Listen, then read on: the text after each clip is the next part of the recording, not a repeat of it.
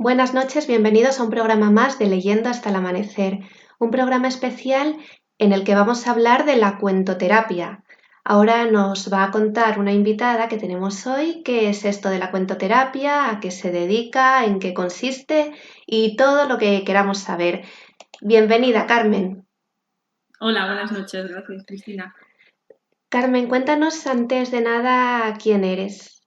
No sabemos cómo definirte. ¿Cuentoterapeuta, escritora? Bueno, ya para centrarme me denomino artista, ¿vale? Y ahí entraría todo, ¿no? Pues el tema de la cuentoterapia, el tema de trabajar con las emociones, el tema de escribir. Se podría decir que me considero una artista, ¿no? Bueno, y dentro de lo que haces, últimamente has hecho una formación de cuentoterapia, que Ujú. es de lo que vamos a hablar hoy. ¿La cuentoterapia qué es? ¿En qué consiste?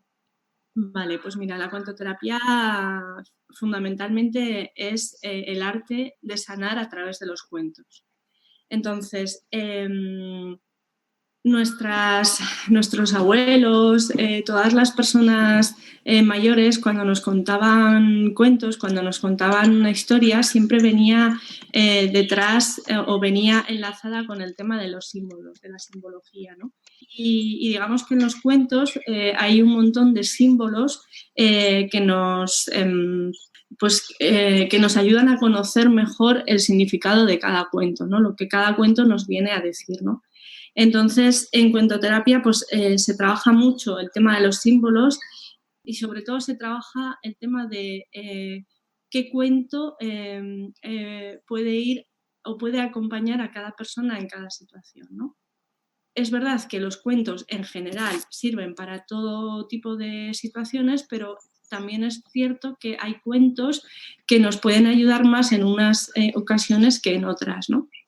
Por ejemplo, me viene ahora mismo a la cabeza de la autora Ana Llenas, ¿no? Tiene pues el laberinto del alma, y sobre todo a mí me viene uno que es el vacío, ¿no? Por ejemplo, el vacío nos puede ayudar mucho cuando sentimos esa tristeza porque ha muerto un ser querido o porque nos hemos sentido abandonados, ¿no? A lo mejor un divorcio, una situación un poco difícil en la vida, ¿no? O, por ejemplo, el tema de las adicciones también, ¿no? De que a veces buscamos fuera las cosas que queremos encontrar, ¿no? Cuando realmente están dentro de nosotros, ¿no? Entonces, un poco la cuentoterapia a mí me ha ayudado a centrarme, ¿no? A saber, puesto que yo trabajo, me gustan los cuentos y escribo cuentos también, pues me ha ayudado un poco a centrarme en qué cuento puede ir acompañando a cada situación de cada persona. Es cierto que la cuentoterapia es sanadora, ¿vale? Sanadora en el sentido de que nos acompañamos a nosotros mismos y mismas y acompañamos a las demás personas en ese momento en el que necesitan como más apoyo, ¿no? Entonces el cuento es como, pues por ejemplo, no sé, a ver, yo que sé, alguien te dice, jo, pues tengo hoy un día que todo me sale mal, que no levanto cabeza, no, es que no me sale ni una bien, no sé qué, y entonces dices, oiga, mira, venga, pues te voy a contar el cuento de Así es la vida, ¿no? Por ejemplo. Y en el Así es la vida nos cuenta un poco esto, ¿no? Nos cuenta que hay veces que las cosas no salen bien y hay veces que las cosas no salen, pues no mal, pero sí que no salen como no nos gustan, ¿no? O a veces tenemos ganas de estar con gente y otras veces tenemos ganas de estar solas, ¿no? Y el cuento te dice, así es la vida, ¿no? Pues es que así es la vida. Es que Entonces, recuerda un poco quizá a las fábulas de Samaniego, Iriarte, estos, ¿no? claro, Que ante una situación, sobre todo estamos acostumbrados a usarlo con niños pequeños, ¿no? Pues le cuentas un cuento, una fábula con una moraleja. ¿Podría ser algo así? sí, es algo así, ¿no? Y claro, estamos muy acostumbrados a que los cuentos los escuchen los niños y nos hemos olvidado de que los cuentos y las fábulas y las moralejas y todo esto y las leyendas también van dirigidas a los adultos, ¿no? Entonces, yo invito también a que los cuentos los pueda leer el adulto, ¿no? Un cuento de un niño, quiere decir que realmente es verdad que hay cuentos para niños y hay cuentos para los adultos para que sepan acompañar al niño mejor, ¿no? Pero ese cuento lo tiene o sea, se lo tiene que leer el adulto para sí mismo, ¿no? El cuento del vacío, a lo mejor se lo cuentas a un niño y el niño no lo entiende. O dice, no sé, o sea, ¿no? Y lógicamente lo lee un adulto y puede entender como más cosas, ¿no? Le pueden influir más cosas. ¿Es un tipo de terapia, la cuentoterapia? A ver, no es una terapia en el sentido de que cuando vas al psicólogo, ¿vale? A ver, tú cuando vas al psicólogo porque necesitas una ayuda, ¿no? Porque necesitas que alguien te oriente, ¿vale? La cuentoterapia sería un poco eso, ¿no? O sea, la palabra terapia es sanar. Entonces, todo lo que tenga que ver con terapia va a ayudarnos a sanar esa parte nuestra, ¿no? Simplemente con leer el cuento y dejar que el cuento cale y entre en el interior de cada uno, en las emociones de cada uno y fluya, ya suficiente. No hace falta hacer nada más, ¿sabes? No hace falta preguntar ¿y qué pasó? ¿Y cómo te encuentras? No, es como lees, la gente lo escucha y ya como que va calmando las emociones, calmando, ¿no? Es como el cuento del monstruo de colores. El monstruo de colores te invita a que tú, cuando tienes las emociones todas disparadas, el monstruo te invita, bueno, la niña que ayuda al monstruo invita a que recoloques las emociones, ¿no? Entonces en el cuento ya te está ayudando. Se me está ocurriendo ahora mismo, según me estás contando esto, que, claro, como en Leyendo hasta el amanecer es un programa, un podcast literario y solemos recomendar libros y tal,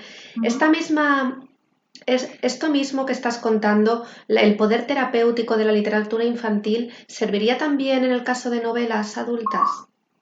Es que ahí no te lo sabría decir porque no estoy formada en eso, ¿no? Estoy formada en todo lo que tiene que ver con los cuentos, ¿no? Entonces, Claro, es que entiendo claro, que las novelas o la literatura de adultos tiene una finalidad más para entretener o en todo caso para divulgar cuestiones concretas y la literatura infantil, aunque sea incluso inconscientemente, tiene una labor más educativa y sanadora. Sí, yo ahí sí, en eso sí que puedo decir que es así, ¿no?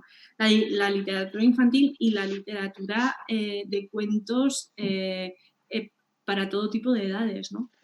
Sí, sí, cierto. O sea, cuando digo cuento es verdad que siempre enseguida me viene infantil, pero que no tiene por qué ser infantil un cuento. Claro, exacto. Entonces, claro, en una novela quizá hay como una trama, claro, no sé, una novela de miedo. Pues una novela de miedo no sé hasta qué punto nos puede ayudar, ¿no? Háblanos de los símbolos, que lo has mencionado antes y lo hemos dejado pasar muy desapercibido. Vale, pues los símbolos es todo aquello que nos acompaña, ¿no?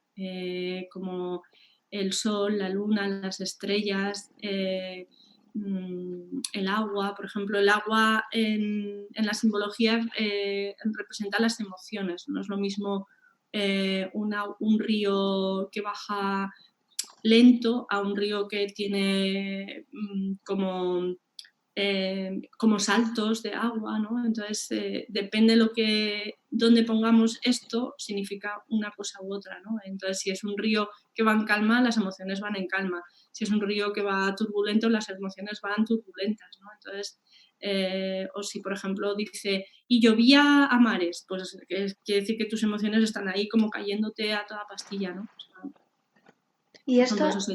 hay alguna especie de diccionario de simbología o alguna convención sobre su significado? ¿O es algo, no sé cómo decirte, casual? Es un diccionario, hay montones, o sea, un montón de diferentes diccionarios que los han editado diferentes autores, pero que todos los diccionarios dicen lo mismo, o sea, todos los símbolos tienen el mismo significado en todos los diccionarios, ¿no? Uh-huh. ¿Y cómo es posible que pues imagínate lo antiguos que son algunos cuentos, cómo es posible que coincidan? ¿Ya se pusieron de acuerdo de antemano los autores? ¿Esto es algo que está escrito o que está en el inconsciente colectivo de alguna manera desde hace muchísimo tiempo? ¿O cómo es posible, si no, que autores tan antiguos de cuentos coincidieran todos en darle el mismo poder simbólico a un elemento en concreto? Por ejemplo, como decías, al agua o al bosque o a la madrastra. Sí, es un poquito lo que te comentaba ahora, ¿no? Que se han ido como recogiendo las opiniones de toda la gente, ¿no? Es como los cuentos populares, ¿no? Que van de uno en otro pasando, ¿no? Pues esto es lo mismo, ¿no? La simbología va pasando de uno a otro y entonces se recogen, ¿no? Hacen pues sus estudios y sus interpretaciones y tal y van recogiendo, ¿no? Entonces, la verdad es que es fascinante, ¿no? Eso que tú preguntas, ¿no? Porque es verdad que cuando empiezas con este mundo de la cuentoterapia, de sacar los símbolos de un cuento clásico, ¿no? Un cuento maravilloso. Entonces ahí te das cuenta de que, pues, de esa unión, ¿no? Y de esa compenetración de toda la gente, de, ¿no? De lo que significaba, ¿no? Los símbolos ya desde entonces y que ahora un poco como que se quiere revivir esa fuerza de la simbología, que la tiene. O sea, es como si antiguamente la gente fuera más intuitiva o más consciente. Sí, correcto, sí, por ejemplo, el tema de los campesinos, ¿no? En el campo necesitaban tener la simbología muy presente, ¿no? Quizá no, imagínate cuando no había un calendario, cuando no sabían que era junio ni que era verano porque no habían puesto, entonces se guiaban por unos símbolos, ¿no? Un poquito sería esa la historia, ¿no? Cuéntanos el significado de algún símbolo así en concreto para que seamos capaces de verlo más claramente. El Eh, bosque o el agua o... Sí, pues, por ejemplo, el bosque es el tema de entrar como cuando sales de una etapa, cuando sales de ser niño y te metes en una etapa del adolescente, por ejemplo, pues sería eso, sería ese bosque, empiezas un camino, ¿no? Digamos, hay muchos tipos de bosque, puede empezar como que el bosque es muy abierto o muy cerrado, depende de si es muy abierto, quiere decir que como que vas muy seguro y si es muy cerrado y oscuro, quiere decir pues que puede haber cosas como desconocidas, ¿no? Y vas entrando, penetrándote en ese bosque, ¿no? En ese, un bosque también si es frondoso, ¿no? O si no es frondoso. O sea, todo eso si tiene árboles, si no tiene árboles, si tiene mucha vegetación, si está seco, ¿no? Y eso te lo da la intuición, ¿no? Si a ti te empiezan a hablar de un bosque seco y tal, la sensación, ¿cuál sería si tú me oyes decir? Había una vez un bosque seco en el que el camino era oscuro y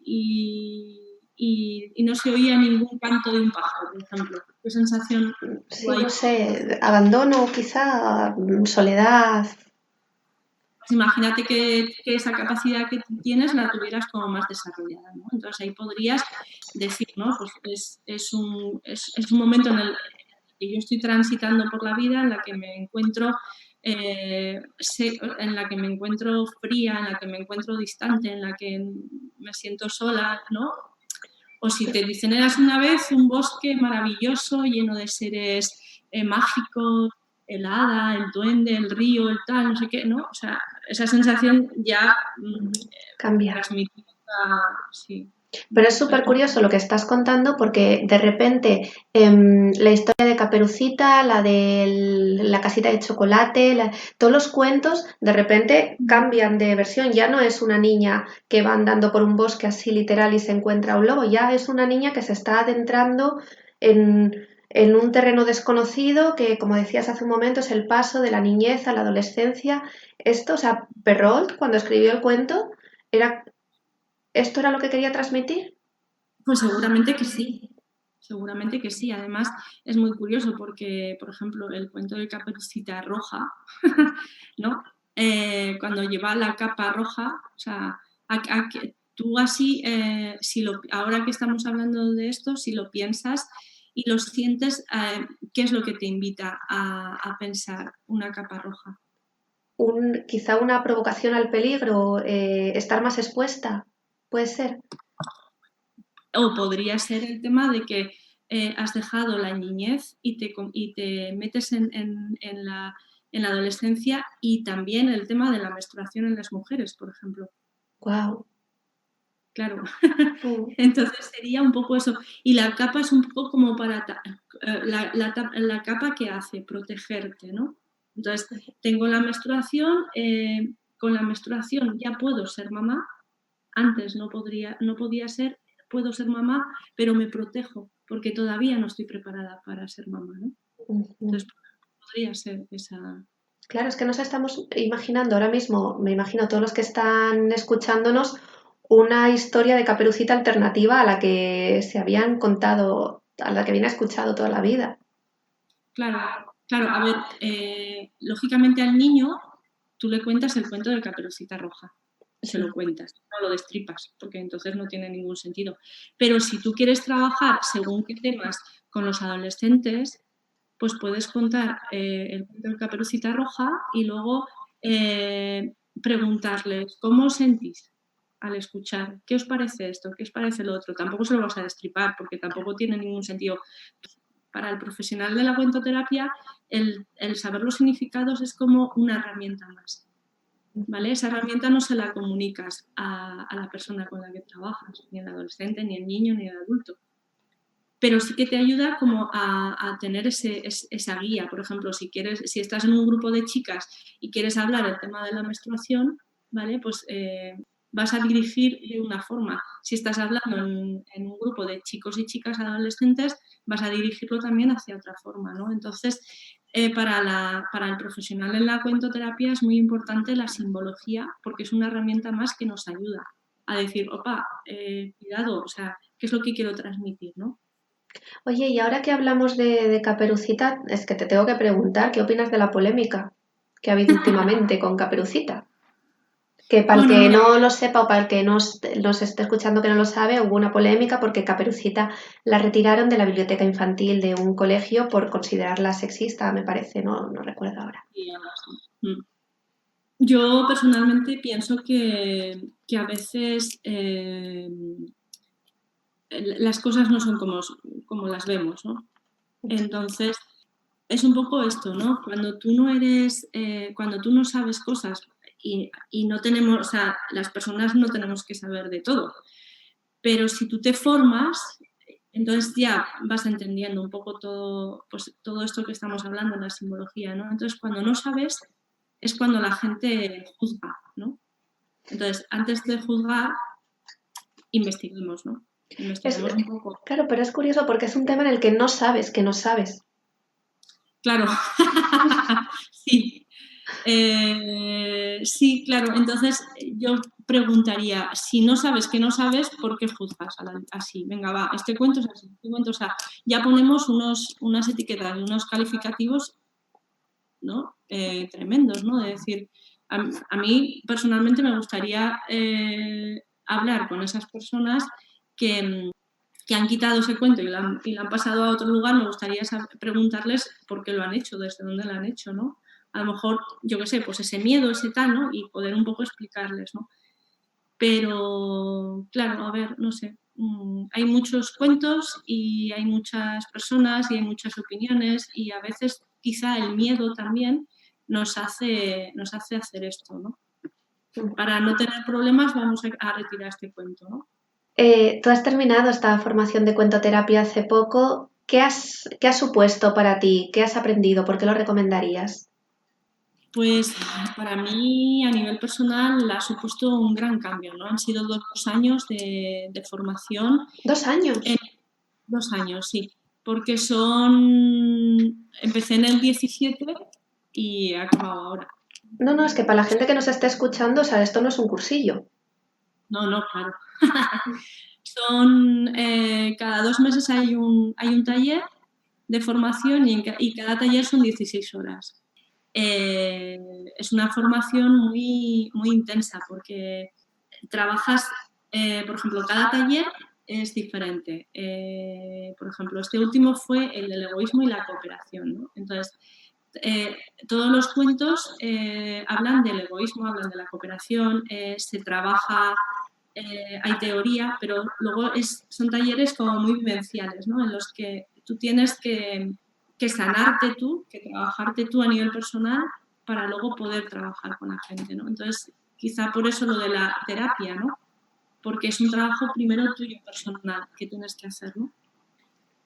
Entonces, sí, perdona, si me he enterado bien, es una formación de 2 años donde cada 2 meses hay un taller sobre un tema que me imagino que luego a nivel personal, aunque el taller sea cada 2 meses, a nivel personal también se trabajará mucho y durante los 2 meses siguientes y cada tema corresponde a una emoción o a un símbolo.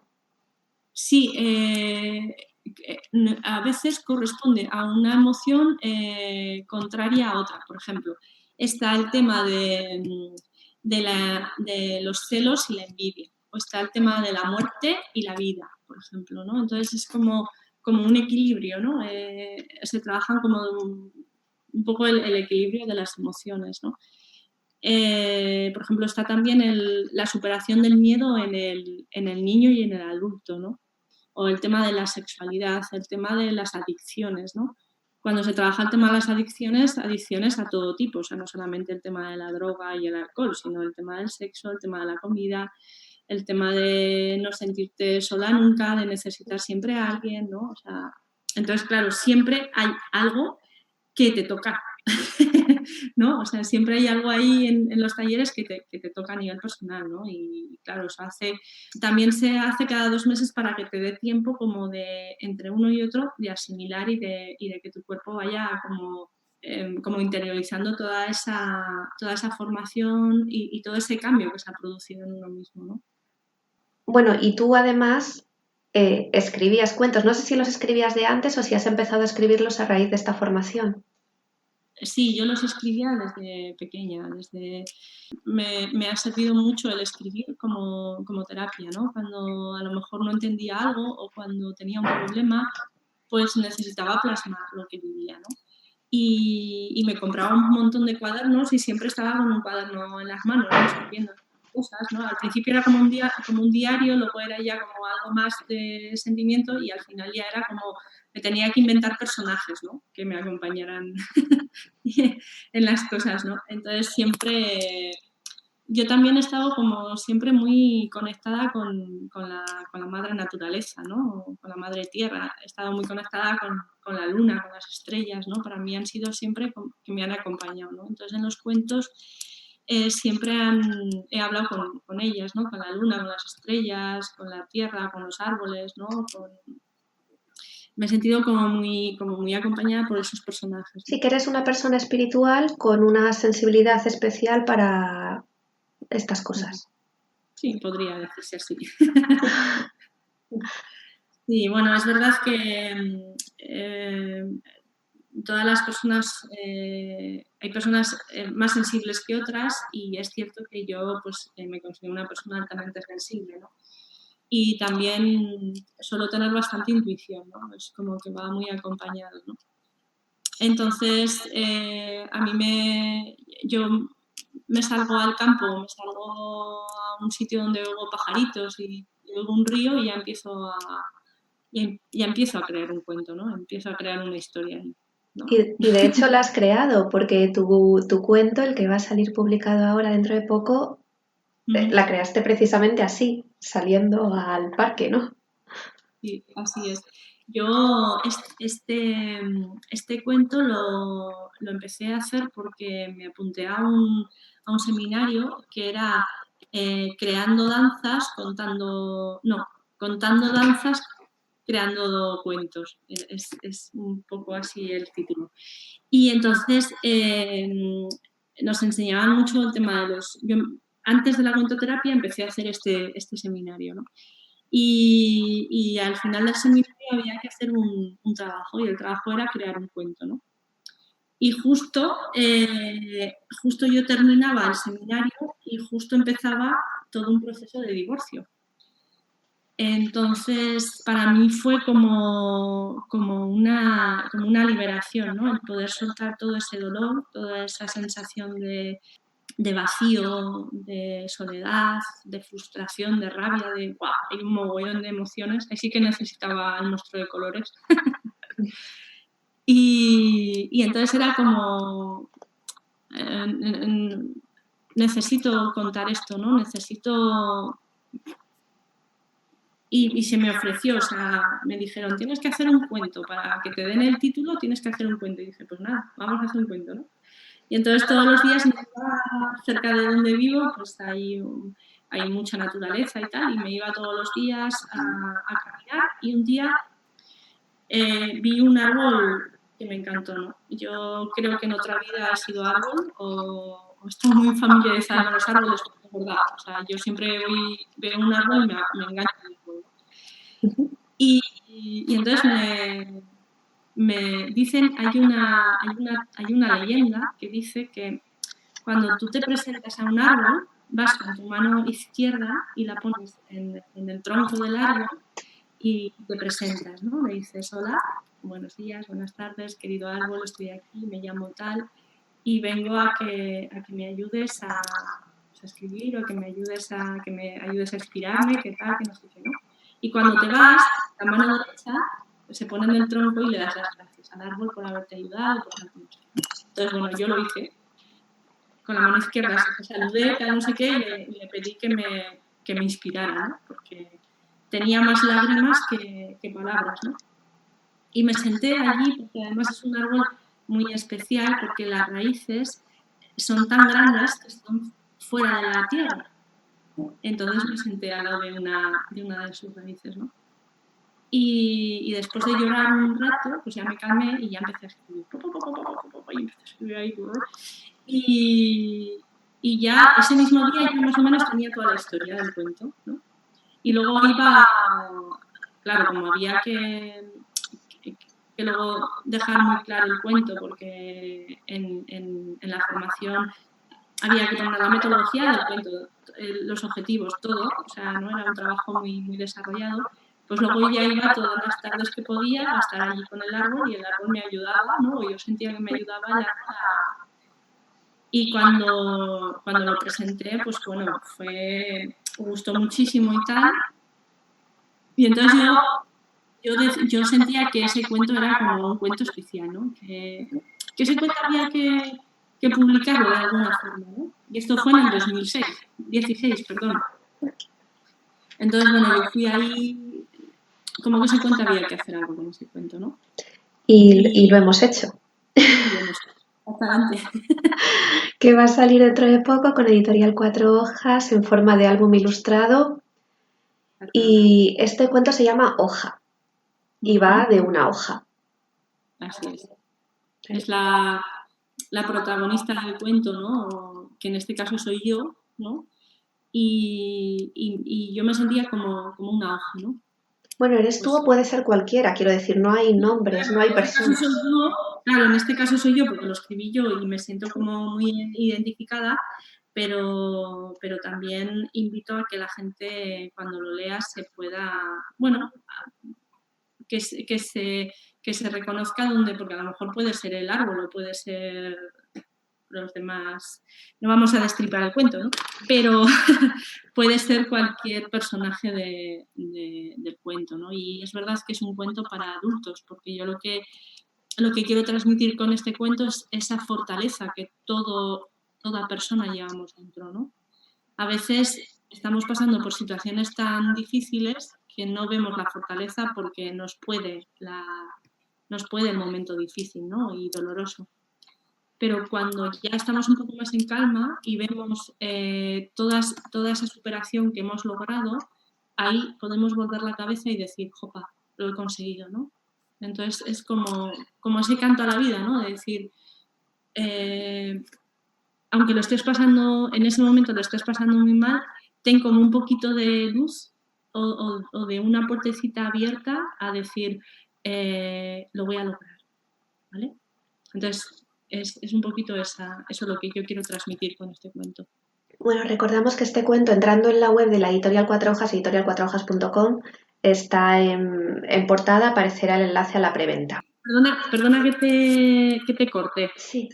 Con el tema de la cuentoterapia, me gustaría dejar un nombre de una compañera aquí en Zaragoza, Sí. que es la persona que lleva toda la coordinación de cuentoterapia en Zaragoza, ¿vale? Sí, Por sí, si claro, hay cuéntanos. Claro, además este programa lo escuchan desde todas partes. Cuéntanos cómo saber más sobre la cuentoterapia y... Vale.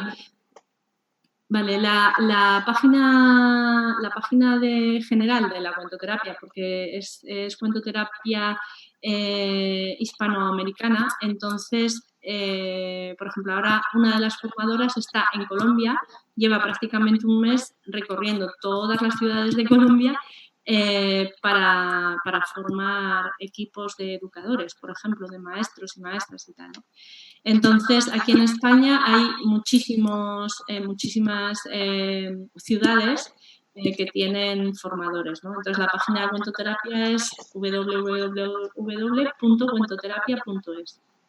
Y luego, aquí en Zaragoza, la persona la que lleva todo el tema de coordinación, la que os puede informar, la que os puede mandar toda la información, se llama Silvia Requena y su correo electrónico es sivitis, sivitis@gmail.com. Vale, pues dicho queda y quien esté interesado ya sabe dónde encontrar más información. Bueno, y después de todo esto que hemos hablado, de tu cuento y tal, dinos a ti, ¿qué libro es el que te ha tenido leyendo hasta el amanecer? Pues el libro que me ha hecho quedarme hasta el amanecer despierta es el de mi amiga y formadora en Universo Clown, que se llama Anaís Isarre, y el libro se llama relacionessaludables.clown.